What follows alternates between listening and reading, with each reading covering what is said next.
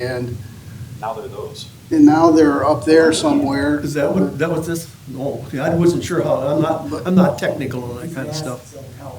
No. Oh, the mask, I understand the mask do a lot with it into it there, you can't. But I don't know that anything's gonna I don't know how these guys are gonna go about enforcement, I don't know all what these they're- properties. I guess we just wait and see what we're gonna have to do. think we'll have to see what we're gonna do, because it sounds like you're gonna have a lot of company. Well, it's gonna be, you know, the stuff that's in the trailer, or what's in them boxes, I call them boxes, but the thing to it, whether you were sitting outside before, I mean, I don't, back in your battle light, they used to be back in the back there was cement blocks piled up.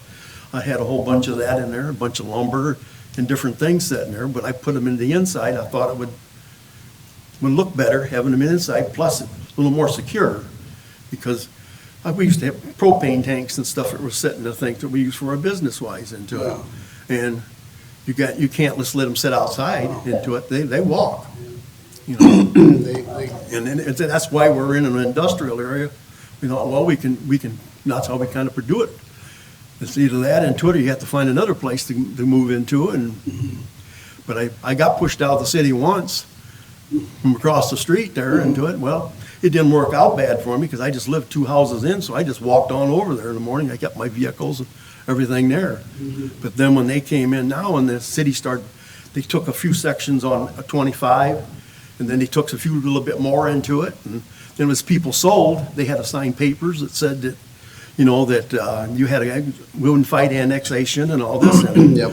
Well, I'm the only person that's the same one that was there back in the 60s into it. And I got threatened by the city a few times, and it was, well, you got to sign this paper into it for that. I don't have water and I don't have sewer. I just got a cold storage building into the thing. And that's what it's been ever since I built the place into it. Township never had a problem with us. I mean, that's why I was the last one I never did sign it. I never signed that paper to come annex in the city into it. I refused to do it. They kept saying, well, we're going to shut your water off. I said, go for it, because there ain't no water down Grogan Drive. That's the sad thing about it.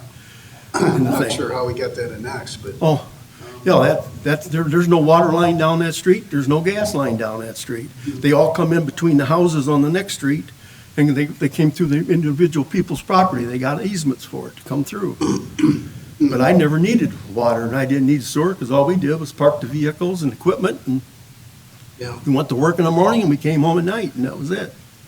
But I just about the pod thing, I wanted you to make sure, you know, it's in commercials. There's a lot of them in the commercial areas in this town.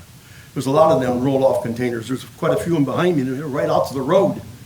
They're sitting right out to the street in their front yards. And I didn't know if they got same ideas that we were having with it.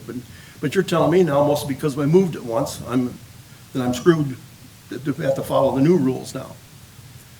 I'm less familiar with your specific example than what Mark did, Yeah. but it sounds like you're sideways with some things.